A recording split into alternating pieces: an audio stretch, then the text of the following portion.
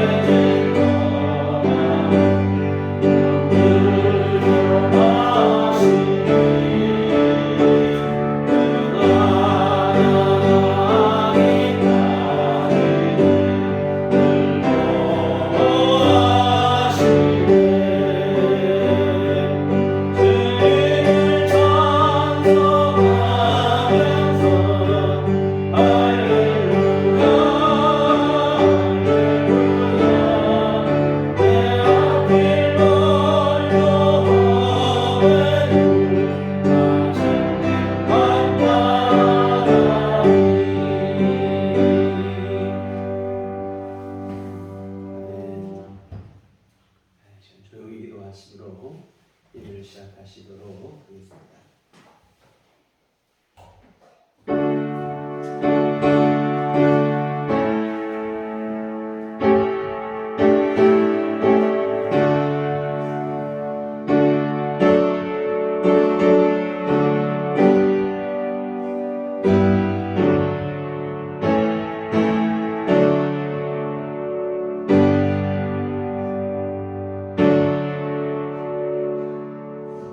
보라, 형제가 연합하여 동거함이 어찌 그리 선하고 아름다운고, 머리에 있는 보배로운 기름이 수염 곧 아론의 수염에 흘러서 그의 옷깃까지 내림 같고, 헐몬에 있으리 시온의 산들에 내림 같도다. 거기서 여호와께서 복을 명령하셨나니 곧 영생이로다. 아멘. 다 같이 자리에 일어나셔서 찬송가 28장 찬송가 28장 기도하시겠습니다.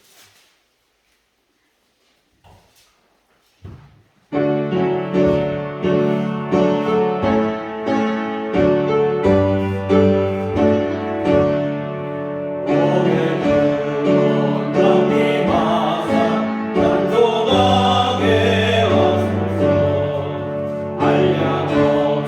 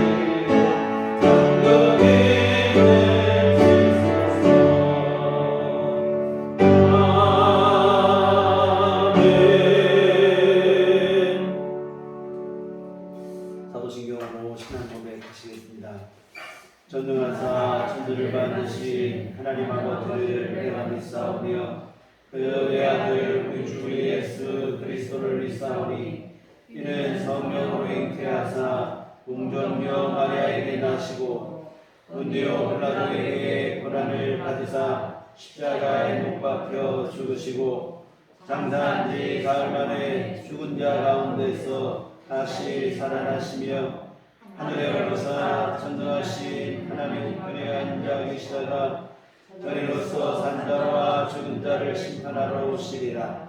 성령을 믿사오며 거룩한 공예와 성도가 서로 교통하는 것과 죄를 사하여 주시는 것과 몸이 다시 사는 것과 영원히 사는 것을 믿사옵나이다.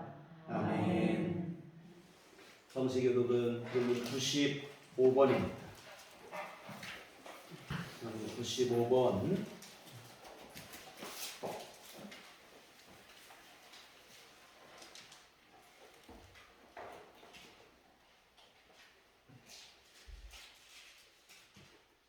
내가 사람의 방언과 천사의 말을 할지라도 사랑이 없으면 소리나는 불과 들리는 뼈마리가 되고 내가 예언하는 능력이 있어 모든 비밀과 모든 지식을 알고 또 산을 옮길 만한 모든 믿음이 있을지라도 사랑이 없으면 내가 아무것도 아니요 내가 내게 있는 모든 것으로 구제하고 또 내 몸을 불사르게 내줄지라도 사랑이 없으면 내게 아무 유익이 없느니라. 사랑은 오래 참고 사랑은 온유하며 시기하지 아니하며 사랑은 자랑하지 아니하며 교만하지 아니하며 무례히 행하지 아니하며 자기의 유익을 구하지 아니하며 성내지 아니하며 악한 것을 생각하지 아니하며 우리를 기뻐하지 아니하며 진리와 함께 기뻐하고 모든 것을 참으며 모든 것을 믿으며 모든 것을 바라며 모든 것을 견디느니라.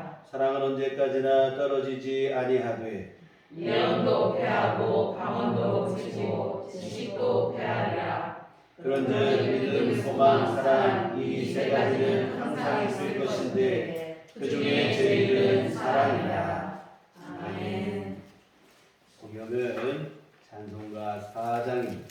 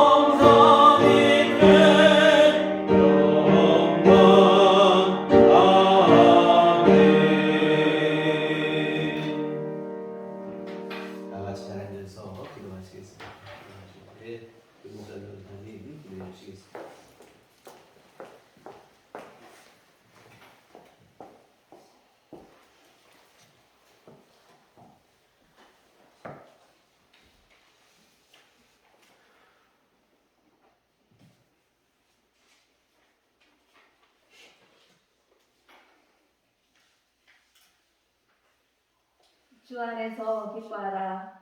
내가 다시 말하노니 기뻐하라. 너희 관용을 모든 사람에게 알게 하라. 주께서 가까우시니라. 아무것도 염려하지 말고 다만 모든 일에 기도와 간구로 너희 구할 것을 감사함으로 하나님께 아뢰라. 그리하면 모든 지각에 뛰어난 하나님의 평강이 그리스도 예수 안에서 너희 마음과 생각을 지키시리라. 아멘. 거룩하시고 은혜로우신 하나님 아버지께 감사와 영광을 돌립니다. 5월의 가정의 달 가족들과 만나게 하시고 오늘은 특히 스승의 날을 맞이하여 주님의 복된 날 주님의 보좌 앞에 나와 예배 드리게 하심을 진심으로 감사를 드립니다. 주님께 드리는 예배가 기쁨과 감사가 넘치는 예배가 되게 하여 주옵소서. 오직 주님만 찬양하며 경배합니다. 영과 진리로 예배를 드리오니 사랑의 주님 우리들의 예배를 기뻐 받아 주시옵소서. 주님 5월은 가정의 달입니다. 주님께서 귀한 가정을 이루게 하시고 가족과 함께 귀한 삶을 살게 하시니 감사합니다. 오늘 스승의 날을 맞아 목사님께 감사를 드립니다. 우리들에게 귀한 진리의 말씀을 늘 들려주시고 기도해 주시고 우리들이 힘들 때는 위로해 주시고 언제나 함께하여 주시니 감사합니다.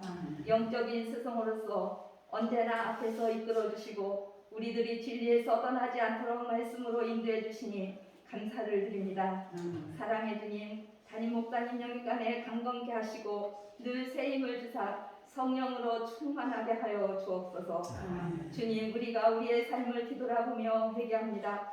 우리들에게 주님께서 배우자도 주시고 자녀도 주시고 주 안에서 생육하고 번성하여 땅에 충만하라고 하셨지만 하나님 아버지께 온전히 순종하지 못하였습니다. 주님, 저희들은 많이 부족합니다. 이 땅 위에 주의 자녀들이 더욱 생육하고 번성하여 그리스도인으로서 땅에 충만하게 하여 주옵소서. 주님, 명령에 순종하는 자녀들이 되게 하여 주시옵소서. 성령께서 깨닫게 하시고 하나님의 부르심의 자녀같이 순종하게 하여 주옵소서.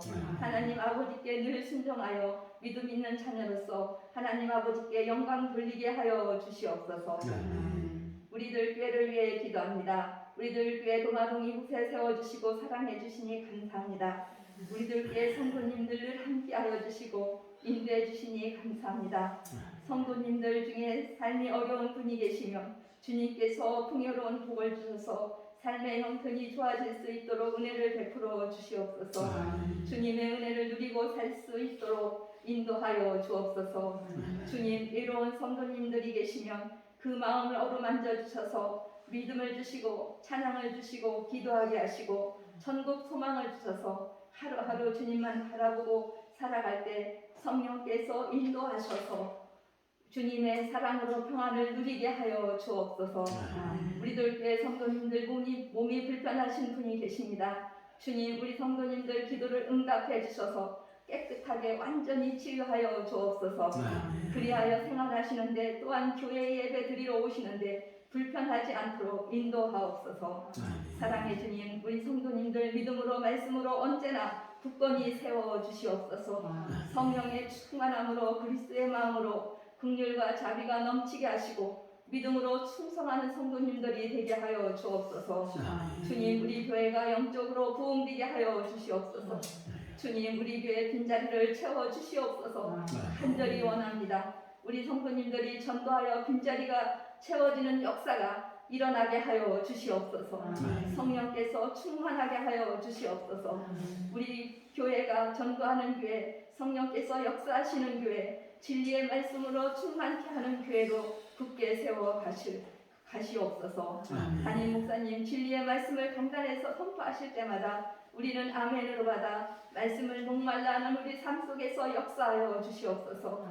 살아계신 진리의 말씀이 살아 움직여서 우리의 삶에서 역사하여 주옵시고 주님께서 택하신 자녀답게 성령으로 충만함을 입어 살아계신 하나님께 늘 영광 돌리게 하여 주시옵소서. 우리를 위해서 고난하신 예수 그리스도의 이름으로 기도합니다. 아멘.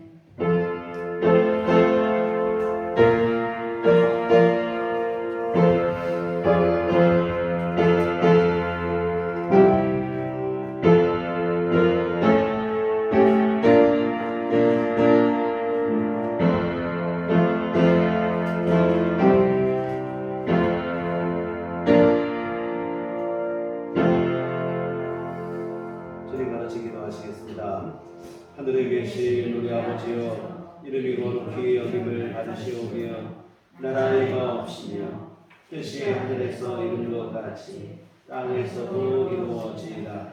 오늘날 우리에게 일용할 양식을 주옵시고 우리가 우리에게 죄 지은 자를 사하여 준 것 같이 우리의 죄를 사하여 주옵시고 우리를 시험에 들게 하지 마옵시고 다만 악에서 구하옵소서.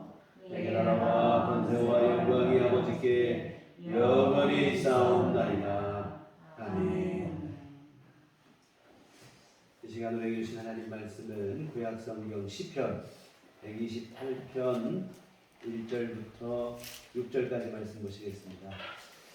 시편 128편 1절에서 6절까지 말씀 보시겠습니다.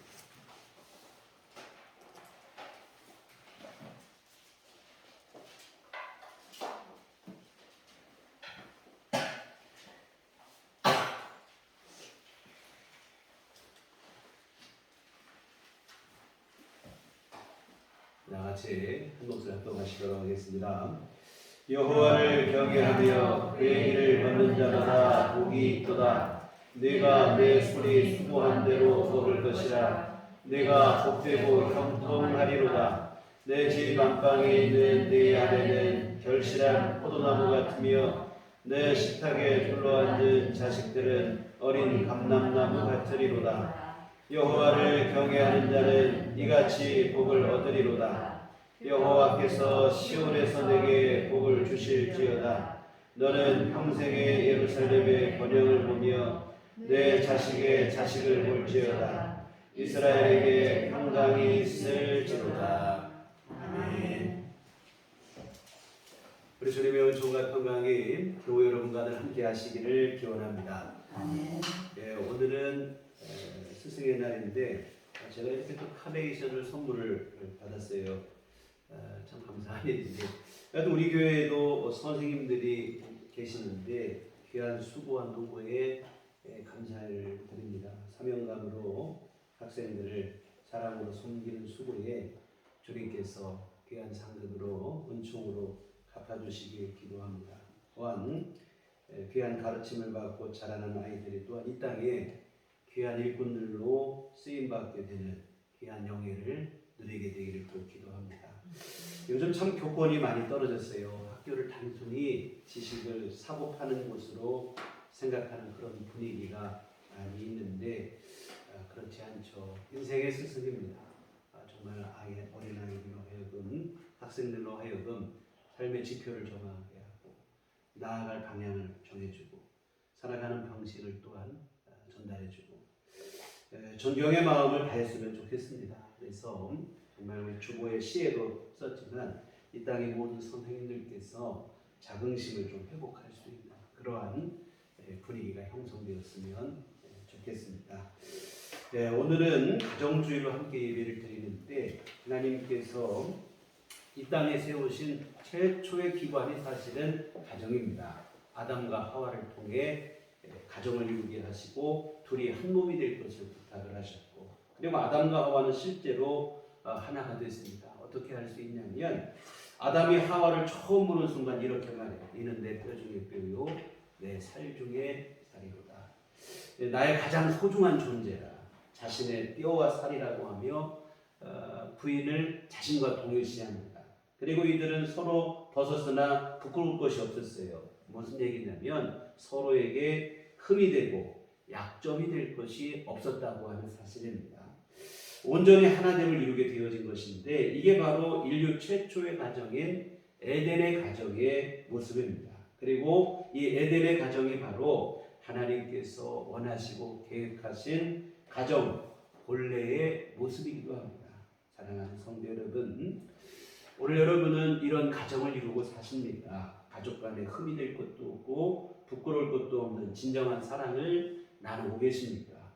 가정에서만큼은 이 같은 사랑과 진정한 평화를 누릴 수 있어야 됩니다. 타락한 세상이 되었으니 세상에서는 어쩔 수 없어요. 서로 헐뜯고 비난하고 경쟁하고. 그러나 우리의 가정 안에서만큼은 이와 같은 에덴의 축복을 누릴 수 있기를 소망합니다. 무한한 신뢰와 사랑과 용서를 경험할 수 있는 장이 되어야 돼요. 그로 인해서 가족 모두가 진정한 위로와 안식과 용기를 얻을 수 있어야 되겠습니다. 에덴의 가정처럼 사랑이 넘치는 가정들이 되시기를 주님의 이름으로 부탁을 드립니다. 우리가 여러분 지금 이 세상을 에덴 동산처럼 회복하기는 어려울 것이에요. 그러나 우리의 가정을 회복하는 일은 가능한 일이라고 생각이 듭니다. 우리 스스로의 노력을 통해서, 가족 간의 노력을 통해서 세상을 에덴 동산처럼 만들기 어려워도 우리 가정을 에덴의 가정처럼 이렇게 회복하는 일은 가능하리라 믿습니다. 그래서 오늘 본문의 말씀을 통해서 정말 우리의 가정을 에덴의 가정처럼 행복하고 은혜가 넘치고 사랑이 넘치는 것으로 회복하는 비결에 대해서 함께 은혜를 나누고자 합니다. 오늘 본문의 내용은 모두가 다 꿈꾸는 아름답고 행복한 가정의 모습이 아닐까 생각을 해요. 우선 2절에 보시면 내가 내 손이 수고한 대로 먹을 것이라 내가 복되고 형통하리로다. 했습니다. 모든 일이 형통하여 수고한 대로 소득을 얻게 될 것이라 하는 말씀으로 이 경제적인 안정에 대한 말씀입니다. 그렇다고 오늘 말씀을 불로소득을 말하는 것은 아니에요. 나는 가만히 있는데 그냥 소위 말하는 대박이 터져서 내가 그냥 잘 먹고 잘 살게 되고 이런 것쯤으로 오해를 하는 경우들이 있는데 그렇지 않습니다. 여러분 오늘 말씀은 불로소득을 말하는 게 아니고 수고한 것에 대한 정직한 결과를 누리게 될 것에 대한 말씀입니다. 이 성경에 보면 이 광야에서는 진짜로 하나님이 기적 같은 은혜를 내리셨어요. 만나를 내리셔서 먹고 마시게 했습니다. 그런데 여기 광야는 특수한 상황이기 때문에 그래요. 성경이 말하는 광야는 파종하지 못하는 땅이라고 했어요. 농사를 지을 수 없는 땅이라 인간의 노력으로 되는 땅이 아니라 이 말이죠. 하나님께서 기적으로 먹이실 수밖에 없었어요. 그러나 가나안 땅에 들어간 날부터 만나가 그쳤습니다. 수고하고 노력하고 땀 흘리고 그러라는 얘기인데 여하튼 오늘 본문은 불로소득을 말하는 것은 아니고 열심히 일했고 그 일한 만큼 귀한 성과를 누리게 될 것이라는 말씀인데 이렇게 말하면 뭐 당연한 얘기를 뭐 하시나 이렇게 생각하실 수 있겠는데 여러분 열심히 일하는데도 불구하고 정당한 대가를 누리지 못하는 일들이 얼마나 많습니까? 정말 수고하는데도 수고한 대로 먹고 마시지 못하는 일들이 많이 있어요. 그러니 오늘 말씀에서 내가 수고한 대로 먹을 것이다. 여러분 이것도 귀한 복이요. 하나님께서 내려주시는 은총인 줄 믿습니다. 여러분 가정 안에서 수고하고 노력한 만큼 그 대가를 누려서 경제적으로 안정적인 삶이 될 것이라 하는 얘기가 되겠고 3절에 보면 내 집 안방에 있는 내 아내는 결실한 포도나무 같으며 내 식탁에 둘러앉은 자식들은 어린 감람나무 같으리로다.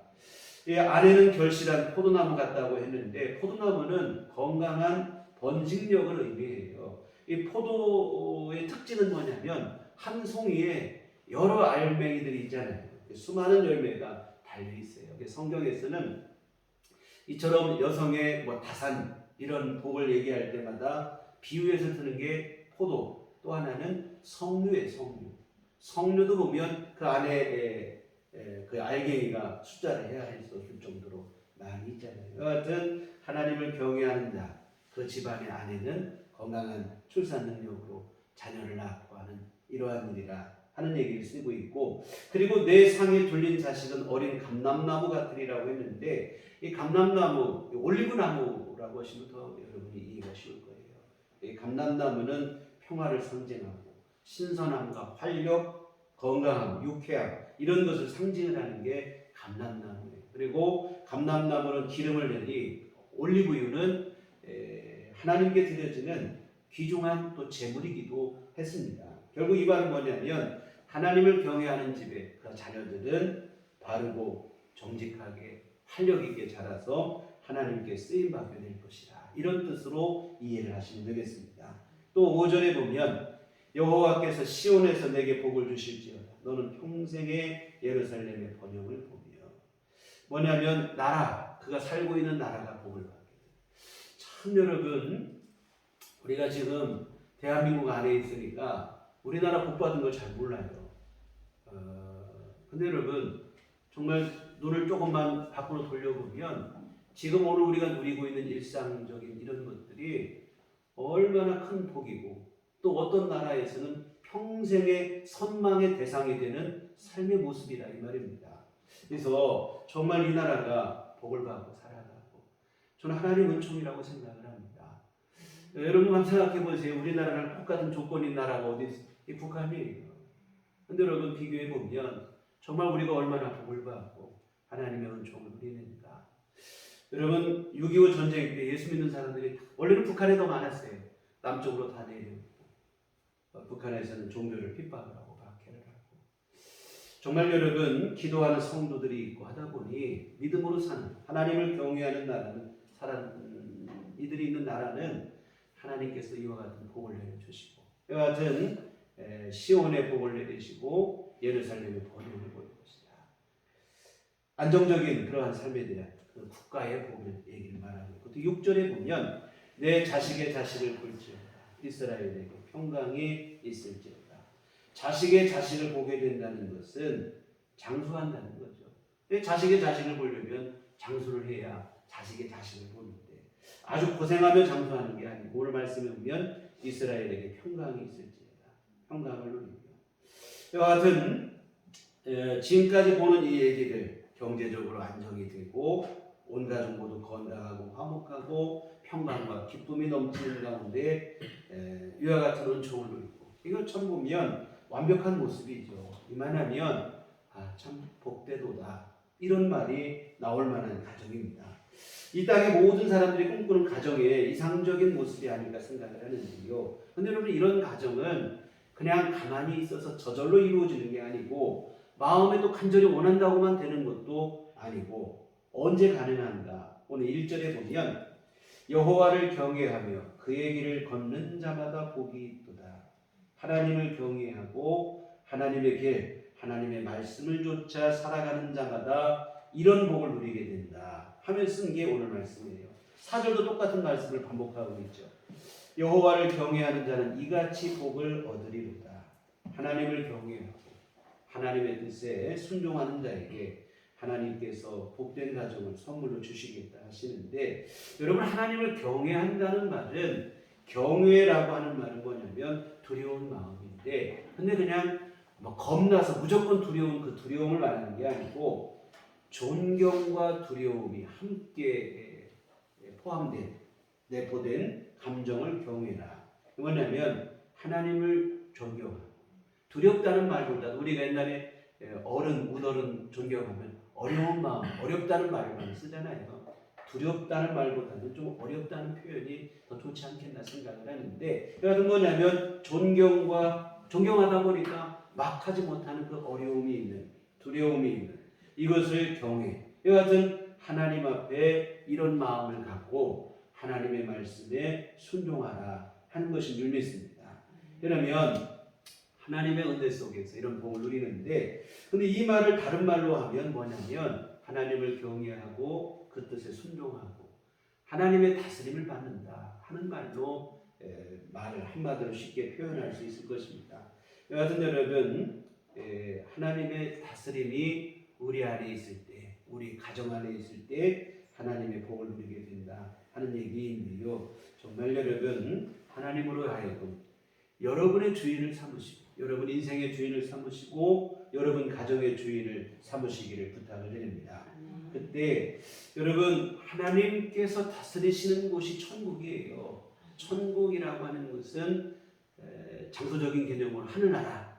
또 하늘나라를 또 뭐라고 합니까? 하나님 나라. 하나님이 다스리시는 나라가 천국 하나님 나라. 이렇게 부르잖아요. 이게 뭐냐면 하나님이 다스리시는 곳이 천국이고 오늘 우리가 그러잖아요.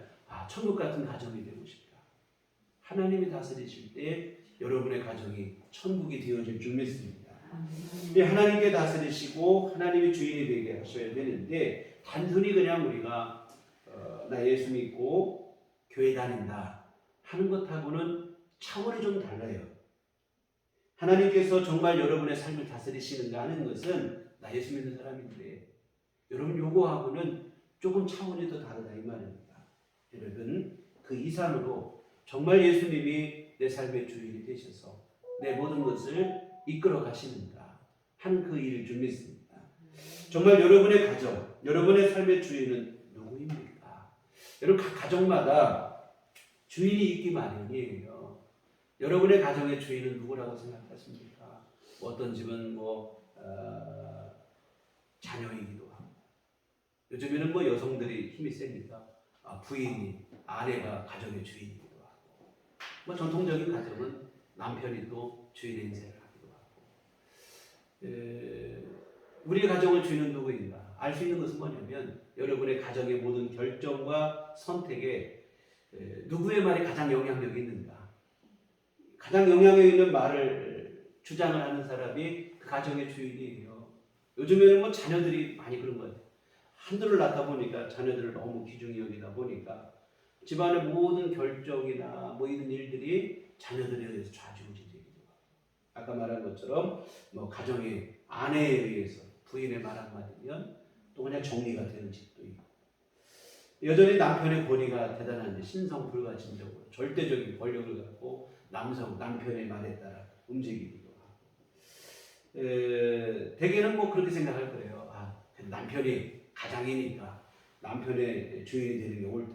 그리고 이런 가정은 질서가 잡혔다. 이렇게 얘기를 할 것인데, 여러분, 아니, 이 또한 착각에 지나지 않습니다. 진정으로 여러분의 가정이 복된 가정이 되시려면 가족 중 누군가가 주인이 되는 게 아니고, 우리의 가정을 먼저 우리 신령을 지으시고 우리 가정을 이루게 하시고 모든 일을 주관하시는 하나님이 주인이 되셔야 될 줄 믿습니다. 하나님께서 다스리시는 가정이 되어야 돼요. 성경은 복된 가정을 이루기 위해서는 하나님께서 그 가정의 주인이 되셔야 된다고 분명하게 말씀합니다. 그래서 예수님이 이끄시는 가정이 되셔야 돼요. 그래야 진정한 행복을 누리게 됩니다. 남편도 아니고 아내도 아니고 자녀도 아니고 모두 주인이 되기에 자격미달이라 이 말입니다. 여러분, 모든 인생은 타락한 죄인에 불과합니다. 누가 주인이 되든 기대할 게 없어요. 여러분, 죄인이 주인이 되면 뭐가 나옵니까? 죄가 나옵니다. 감나무에 감이 열리고 사과 나무 사가 열리든 죄인이 주인이 되면 죄밖에 안 나와요. 근데 여러분, 죄 가운데 여러분 행복과 만족이란 절대로 있을 수 없다고 하는 사실입니다. 오직 하나님께서 주인이 되시고 예수님이 다스리셔야 그래야 온전하고 그 온전한 삶 위에 하나님의 내려주시는 은총이 쌓이게 되어질 줄 믿습니다. 그러면 예수님이 주인이 되는 가정이 되어야 된다 하는데, 예수님이 우리 가정의 주인이 되실 때 뭐 예수님이 주인 되시면 여러 가지 변화가 있겠죠. 그런데 여러분, 오늘은 그 중에서 가장 뚜렷한 변화, 뭐 하나님과 예수님 우리 안에 주인이 되실 때 가장 뚜렷하게 나타나는 변화에 대해서 말씀을 드리면 사랑과 용서입니다. 예수님은 그 사랑으로 십자가를 지시고 십자가 사랑으로 우리를 용서하신 분이 예수님이신 줄 믿습니다. 그 예수님이 주인 되면 우리의 가정 안에 사랑이 있고 용서가 있게 돼 있어요. 예수님이 다스리신다고 하면서 예수님이 우리 가정의 주인입니다 하는데 사랑도 없고 용서가 없다면 이것은 거짓 모순이라 이 말이죠. 예수님은 사랑이시고 용서이시고 그 예수님이 우리의 가정의 주인 되면 사랑이 있고 용서가 있기 마련입니다. 정말 여러분, 오늘 여러분의 가정에 예수님이 주인 되게 하셔서 사랑이 가득하게 하시기를 부탁을 드립니다. 오늘날 가정의 가장 큰 불행은 사랑이 없다는 거예요. 뭐 코로나 장기화되다 보니까 경제적으로 어려워서 불행하다고 생각하는데, 사실은 그보다 더 큰 문제는 사랑의 부재입니다. 물론 경제적인 어려움도 문제가 돼요. 가정 안에서 가정 경제가 무너지고 살림살이가 어렵기 때문에 이게 참 힘들어지는 것은 분명한 사실입니다. 그러나 그보다 더 근원적이고 심각한 문제는 사랑이 없을 때예요. 잠언 17장 1절에 이런 말씀이 있습니다. 마른 떡 한 조각만 있고도 화목하는 것이 제육이 집에 가득하고도 다투는 것보다 나으니라. 아무리 그냥 풍성한 식탁을 누릴 정도로 경제적으로 많이 있어도 그냥 다투고 싸우는 것보다는 오히려 마른 떡 한 조각만 갖고도 화목하게 지내는 가정이 더 복이 있다는 얘기가 되어지는데요. 정말 여러분, 사랑이 없다면 사실은 경제적으로 아무리 문제가 없고 풍족해도 사랑이 없으면 사랑이 없다는 그 자체로 사실은 가정의 기능을 상실하는 거죠. 가정의 의미를 상실하는 일이 되어진다 이 말입니다. 사실 누구보다도 사랑해야 될 대상이 바로 가족이죠. 근데 사랑이 없다 보면 분쟁과 갈등으로 치밀어요. 여러분, 뉴스에 나오는 흉악한 범죄들의 상당수가 가족 간에 일어난다고 하는 것, 이 사실이 참 이 시대의 서글픈 현실인데요. 흔히들 하는 말이 사랑만 하며 살기도 짧은 것이 인생이라. 근데 그 소중한 시간들을 분쟁하고 갈등하고 싸우며 지내는 거예요. 여러분, 우리가 낭비 중에 가장 큰 낭비가 이것이 아닐까 하는 생각을 가져봅니다. 낙골당에 가면 먼저 세상을 떠난 그 망자, 이 가족들이겠죠. 가족들에 대한 글을 쓰는 방명록이 다 있어요. 거기에 보면 구구절절 애절한 사연들로 가득한데 이구동성을 하는 말이 뭐냐면 미안하다, 사랑한다 하는 내용입니다. 진즉에 사랑하지 못함, 진즉에 더 잘해주지 못함에 대한 미안함. 여러분 지나고 나면 다 이렇게 후회할 일들이 되어진다 이 말이죠. 그래서 여러분 너무도 소중한 존재가 우리의 가족, 사랑으로 하나를 이루시고 사랑으로 함께하는 그러한 가족이 되셔야 될 줄 믿습니다.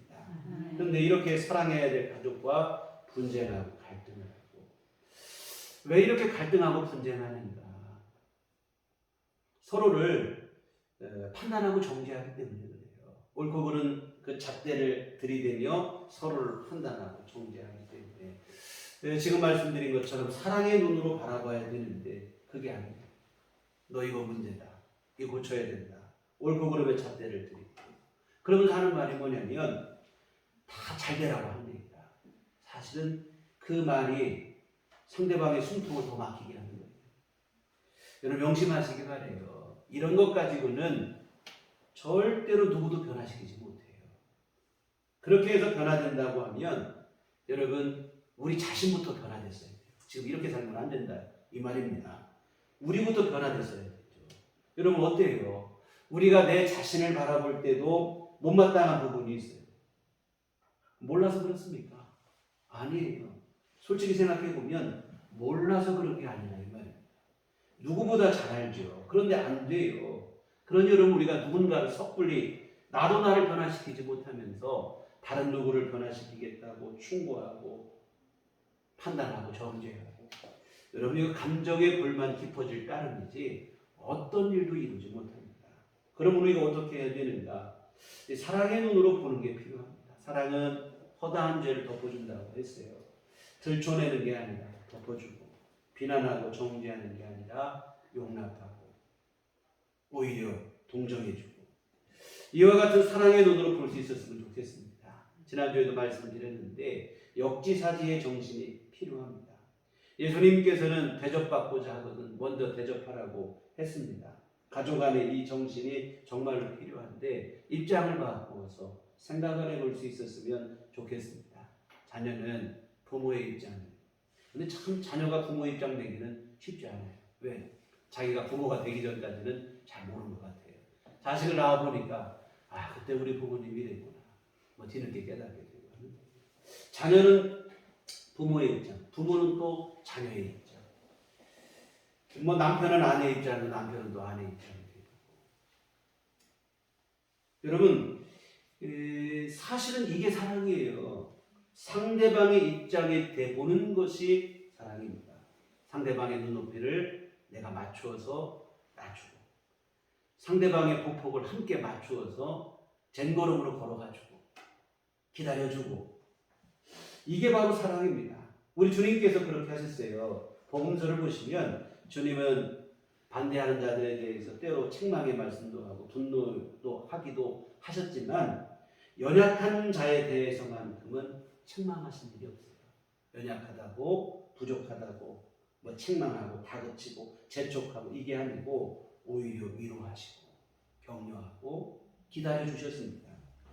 이런 주님의 성품을 이사야 선지자가 말하기를 꺼져가는 심지도 끄지 않으시고 상한 날 때도 꺾지 않으신 분이라 이렇게 했는데요. 꺼져가는 심지처럼 연약한 심령일지라도 주님은 외면하지 않으시고, 상한 갈대와 같이 상처받은 영혼일지라도 멸시하지 않으시고, 주님은 위로하시고 계속해서 기다려주시고 사랑으로 함께 해주셨습니다. 예수님께서 십자가 지시기 전까지도 보면 제자들이 참 어리석은 모습이었어요. 예수님은 십자가를 지실 날이 내일인데 제자들은 누가 더 높으냐 뭐 그 싸움만 하고 있어요. 근데 예수님은 이런 제자들을 어떻게 하셨냐면 책망하신 게 아닙니다. 요한복음 13장 1절에 보면 6월절 전에 예수께서 자기가 세상을 떠나 아버지께로 돌아가실 때가 이른 줄 아시고 세상에 있는 자기 사람들, 이 제자들이 여기서는요 사람들을 사랑하시되 끝까지 사랑하십니다 이렇게 되어 있어요. 연약한 제자들이지만 주님이 사랑하시되 끝까지 사랑하십니다. 참 얼마나 제자들이 어리석고 참 답답하고 그럽니까? 근데 주님은 끝까지 사랑해 주십니다. 사랑하는 성도 여러분, 우리의 가정 안에서도 이것이 되었으면 좋겠습니다. 끝까지 사랑하는 것이 우리 가족 안에서 이루어져야 될 줄 믿습니다. 그래서 여러분, 이제는 아무 무익한 이 옳고 그름의 잣대를 좀 내려놓으시고 사랑의 눈으로 서로를 바라보셨으면 좋겠습니다. 그래야 우리의 가정이 살아나요.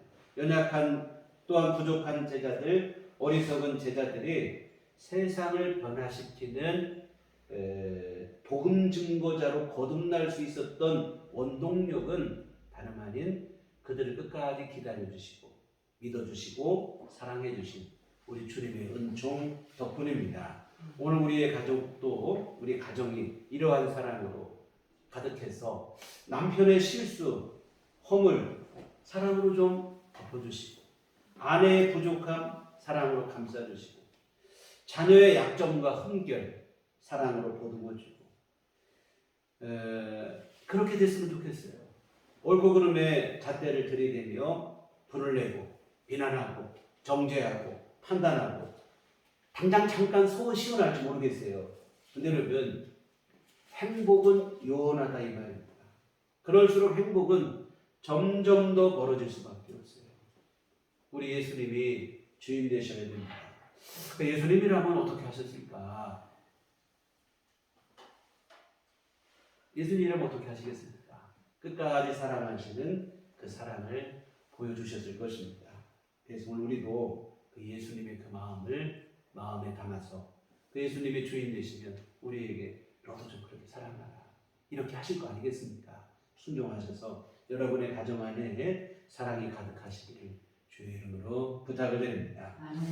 다음은 또 같은 얘기가 될 수도 있는데요. 예수님의 가정은, 예수님이 다스리시는 가정은 용서가 가득하게 되어 있습니다. 가정의 행복을 위해 정말 필요한 게 있다면 바로 용서라고 생각이 들어요. 가족 간에 무슨 용서가 필요하겠는가 하지만 사실은 가족 안에 사실은 용서가 더 절실합니다. 왜 그런가 하면 여러분, 우리가 받을 수 있는 가장 큰 상처는 다른 누구에게 받는 게 아니에요. 가족으로 받는다 이 말입니다. 여러분, 똑같은 상처를 받아도 타인으로부터 받는 것과 가족으로부터 받는 것은 엄청난 차이가 있어요. 타인보다 가족으로부터 받는 상처가 훨씬 더 고통이 심하다 이 말입니다. 이 다윗이 이런 얘기를 했어요. 시편 55편 12절 14절에 보면 나를 책망하는 자는 원수가 아니라 원수일진데 내가 참았으니라. 나를 대하여 자기를 높이는 자는 나를 미워하는 자가 아니라 미워하는 자일진데 내가 그를 피하여 숨었으리라. 그는 곧 너로다. 나의 동료, 나의 친구요, 나의 가까운 친구로다. 우리가 같이 재미있게 의논하며 무리와 함께하여 하나님의 집안에서 다녔도다. 다윗 자신을 책망하고 상처를 주는 자가 원수이거나 자신을 미워한 자면 참으면 그만이라는 거예요. 피하면 그만이라는 거예요. 그런데 자신에게 상처를 준 자가 다름 아닌 가까운 친구였다는 거예요. 함께 하나님의 전에 나가서 예배하고 찬송하며 함께 지내던 사람이 자신을 괴롭게 하니 그 괴로움이 더 심하다는 겁니다. 잊는다고 잊어지지도 않고 피하려야 피할 수도 없고. 여러분, 그래요. 가까운 사람에게 받은 상처일수록 더 크기 마련인데 세상에서 가깝기로 하면 가장 가까운 사람 누굽니까? 가족이라 이 말이죠. 그러니 여러분, 친구로부터 받은 상처도 큰데 가족으로부터 받은 상처는 하물며 얼마나 더 충격적이겠습니까? 이게 정말로 여러분, 가족으로부터 받은 그 상처 때문에 평생을 고통 속에서 지내시는 분들이 의외로 많이 있어요. 타인이라면 속된 말로 그냥 그 가지고 아무 뭉뭉아니에요. 근데 가족은 그러지도 못한다 이 말입니다. 늘 얼굴을 맞대고 살아요. 이게 얼마나 고통스러운 일이에요. 그래서 여러분, 치유되지 못한 그 상처 그걸 가지고 눈물을 흘리고 속으로 우는 분들이 의외로 많은데, 근데 문제는, 더 큰 문제는 뭐냐면 이런 상처는 처리되지 않으면 용서가 되고 이게 상처가 치유되지 않으면 대물림이 될 가능성이 높다 이 말입니다. 여러분, 부모로부터 학대받은 사람이 자녀를 또 학대하는 거예요. 우리 옛말에 시집살이한 시어머니가 시집살이 시킨다는 말이 있잖아요. 하나로 끝나는 게 아니라 또 다른 피해자를 계속 양산해낸다 이 말입니다. 흔히 우리가 뭐 합니까? 욕하면서 배운다고 하잖아요. 악순환이 연속이 되는 이게 진짜 문제입니다. 혼자로 끝나면 그나마 그래도 괜찮은데 그렇지가 않아요. 상처받은 사람이 오히려 상처를 주는 가해자로 돌변을 하게 된다 이 말입니다. 여러분 그럴 수밖에 없는 이유가 있어요. 특히 부모로부터 상처받은 경우 올바른 부모상을 본 적이 없는 거예요. 부모가 자녀에게 어떤 역할을 해야 되는가를 보고 배워야 되는데 보고 배운 적이 없어요. 그러니까 부모가 자신에게 한 것처럼 자신도 자녀들에게 또 그대로 하고 이 불행한 일이 반복되고 악순환이 연속이 되는 거예요.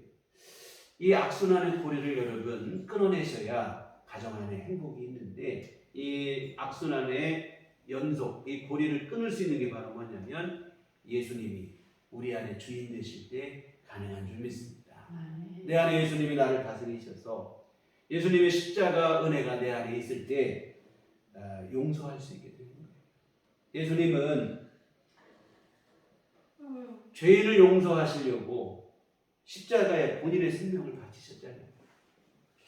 여러분 그 예수님이 우리의 주인 되실 때 나도 상처를 준 내 가족을 용서할 수도 있고 그 용서가 되어졌을 때 여러분 상처가 치유되는 줄 믿습니다.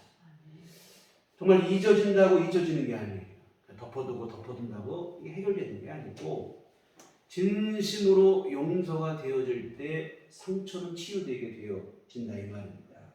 그런데 여러분 원칙으로 따지면 상처 준 사람이 먼저 와서 용서를 구해야 용서가 되고 이게 맞죠. 그런데 여러분 이 세상은 그런 세상이 아니에요. 타락한 세상이 되다 보니까 그렇게 되면 얼마나 좋겠습니까만 오히려 상처를 준 사람이 용서를 구하지도 못하는 그런 세상이 됩니다. 그러면 나는 그냥 평생을 그 상처를 안고 살아야 되는가? 아니에요.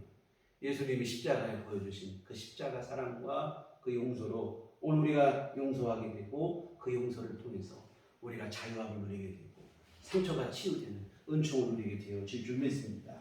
그래서 여러분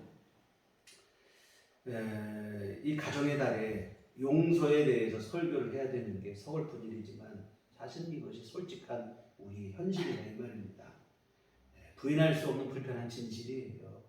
겉으로 행복한 척 가면을 쓰고 있지만 들여다보면 이런 상처 한두 개씩 다 가지고 살아가고 있어요.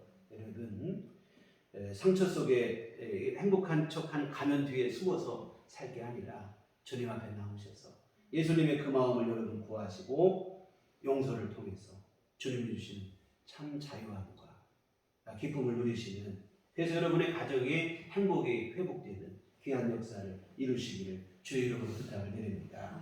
그래서 여러분 용서하시는 주님께 용서받은 간증이 우리 분명하니 우리가 이제는 또 용서를 베풀 수 있게 되기를. 그리고 또한 여러분 잘못한 일이 있으면 또 용서를 구하시기 바랍니다. 정말 여러분이 오늘 말씀을 듣고 깨닫고 내가 정말 그때 몰라서 알지 못해서 누군가에게 상처를 주었다면 그 일에 대해서 진심으로 사과를 할 수 있게. 여러분 가정 안에서 진심을 다해 사과하면 용서 못될 일이 또 어디 있겠습니까? 정말 진심을 다해서 용서를 구하고.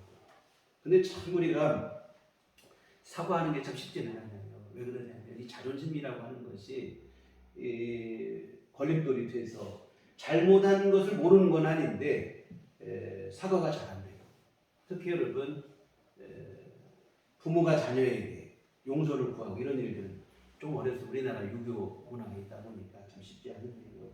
여러분 앞에서 말씀을 드렸지만 부모가 자녀에게 준 상처는 자녀에게서만 끝나는 게 아니에요. 자칫하면 대물림이 될 수 있어요. 그래서 엄청난 미래의 피해자들을 또 양산하는 걸 생각하면 끔찍한 일입니다. 그래서 여러분 이 악순환의 고리를 예수 믿는 여러분께서 끊으셔야 될 줄 믿습니다. 이게 바로 예수님이 주인 되시는 삶이에요. 내가 예수님 주여 주여 한다고 해서 예수님이 내 주인 되는 게 아니고 예수님 말씀에 여러분이 순종을 하셔서 아까 말씀드린 것처럼 사랑 또 용서를 여러분이 실행을 하신다면 그게 바로 예수님이 여러분의 주인이 되시는 삶인 줄 믿습니다. 또한 예수님이 여러분의 가정의 주인이 되셔서 여러분의 가족 안에 사랑이 용서가 흘러넘치게 하셔야 될 줄 믿습니다. 그래서 여러분 적당히 그냥 일주일에 한 번 나 교회 나가서 예수 믿고 교회 다니는 것 이거로 만족하지 마시고 예수님이 실질적인 여러분의 주인이 되게 하시는 일을 여러분 안에 이루시기를 부탁을 드립니다. 그렇게 해서 여러분의 가정이 정말 예수님이 다스리시는 하나님이 다스리시는 천국 같은 가정이 되시고 그 이전에 여러분의 심령이 하나님이 다스리시는 천국 같은 심령이 되시고 이와 같은 은총과 복을 누리시는 여러분의 가정들 또 여러분의 삶 다 되시기를 주님의 이름으로 축원합니다. 기도하시겠습니다. 아버지 하나님, 오늘 우리 어설픈 믿음에서 벗어나게 해주시옵소서. 적당히 흉내내는 믿음이 아니라 예수님으로 실질적으로 나를 다스리게 하고 주인 되게 하는 삶을 살아내게 하여 주시옵소서. 예수님의 뜻이라면 전적으로 순종하게 하여 주시옵소서. 오늘 우리가 먼저 가정 안에서 서로를 사랑하게 하시고 진심으로 용서할 수 있게 하여 주시옵소서. 그리하여 먼저는 내가 살게 하시고 내 가족이 살아나게 하시고 우리의 가정이 살아나게 하시고 하나님의 은총을 누리는 복된 가정이 될 수 있도록 도와주시옵소서. 예수님 이름으로 기도했습니다. 아멘. 찬송가 559. 찬송가 559장. 기도하시겠습니다.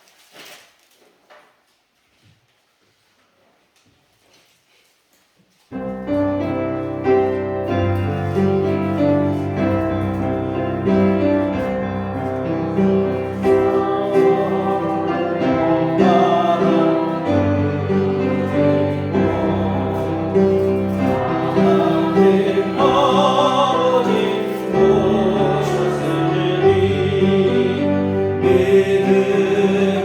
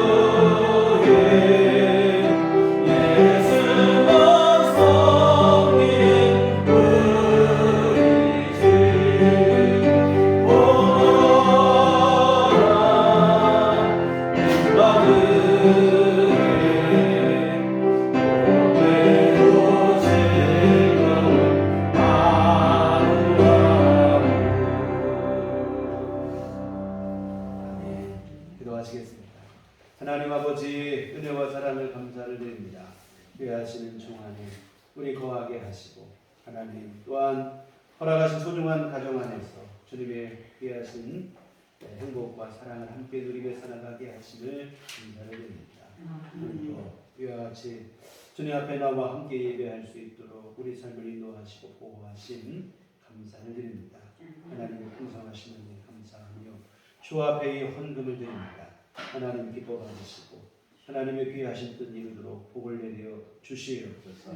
떠나버린 정성껏 헌금을 드리고 몸과 마음과 시간을 들여 주님을 예배한 모든 심령들을 기뻐 받으시며 한량없는 주의 은총을 내려 주시어 언제나 주님이 다스리시는 귀한 삶이 되게 하시고 우리 주님 다스리시는 천국 같은 가정을 이루는 복된 삶을 누리도록 주께서 함께하여 주시옵소서. 우리 안에 인도하시고 함께하시고 보호하시고 지도하시는 주님과 늘 동행하는 귀한 삶 가정 다 되도록 주님 인도하여 주시옵소서.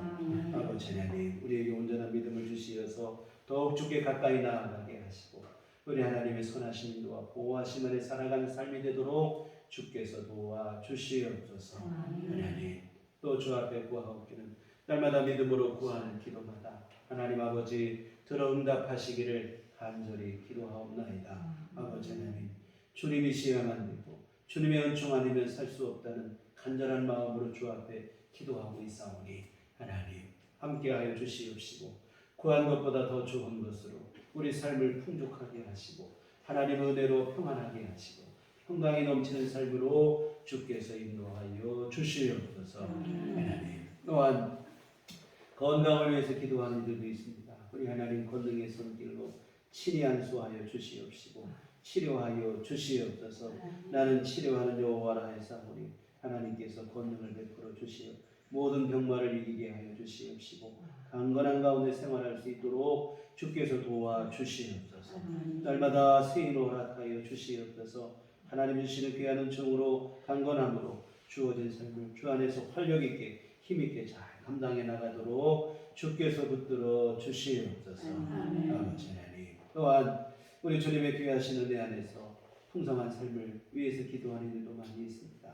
경제적으로 힘들고 어려운 때가 되어졌으나 주님 주께서 권능의 손길을 베푸시어서 일용할 모든 것을 채워 주시옵소서. 하나님 삶이 어렵지 않게 하여 주시옵시고 다급한 일 당하지 않도록 하나님께서 필요한 것들을 채워 주시기를 간절히 바라옵고 기도하옵나이다. 아버지 하나님 앞으로 한 주간 살아갈 때도 우리 주님 은혜 속에 살게 하여 주시옵시고 우리의 가정 안에 예수님을 주인으로 모시어서 하나님 주신 은총과 복을 누리는 복된 삶들이 되도록 주께서 도와 주시옵시며 아버지 하나님의 인도하심 속에 살아가는 우리의 믿음의 발걸음 흔들리지 않도록 주께서 도와 주시옵소서. 예수님의 이름으로 기도했습니다. 아멘. 교회 소식 시간입니다. 우리 서로 인사할 때 주님만 바라봅시다. 오늘은 스승의 날인데요.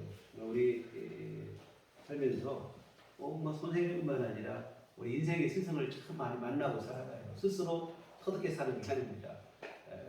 가장 먼저 만난 스승은 부모님이기도 하지만 부모님이 또 우리 인생의 스승이시고 학업에도 스승이시고 그런 좀 우리 스스로 나 혼자 돼서 살아가는 게 아니라는 것을 기억하시고 감사하시고 무엇보다 우리 인생의 참 스승 되시는 성령님의 인도하시는 또 감사하는 마음을 가졌으면 좋겠습니다.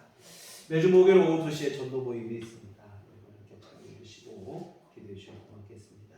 교회 밖의 집회와 성경 공부 참여를 통해 교회 중심으로 건강한 신앙생활 이어가시면 좋겠습니다.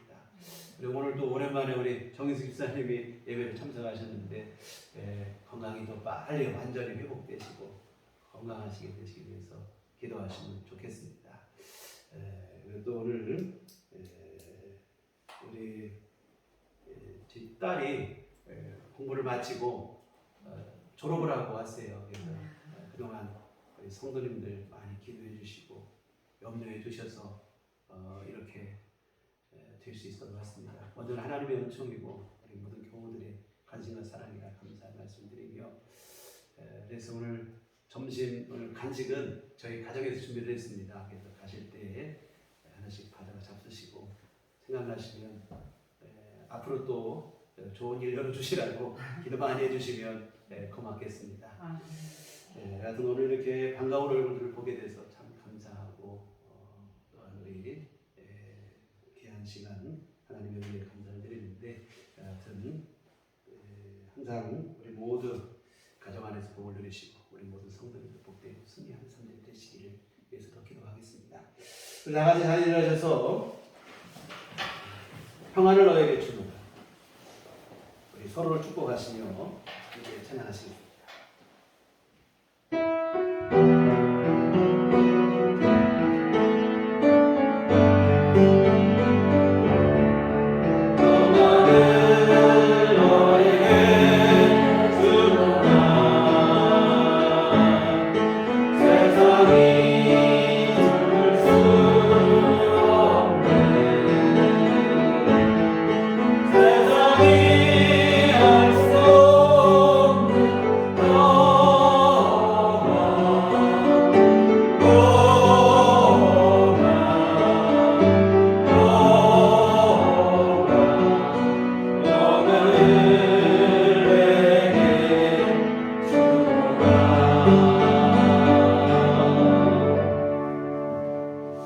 오직 성령이 너희에게 임하시며 너희가 권능을 받고 예루살렘과 온누대와 사마리아와 땅끝까지 이르러 내 증인이 되리라.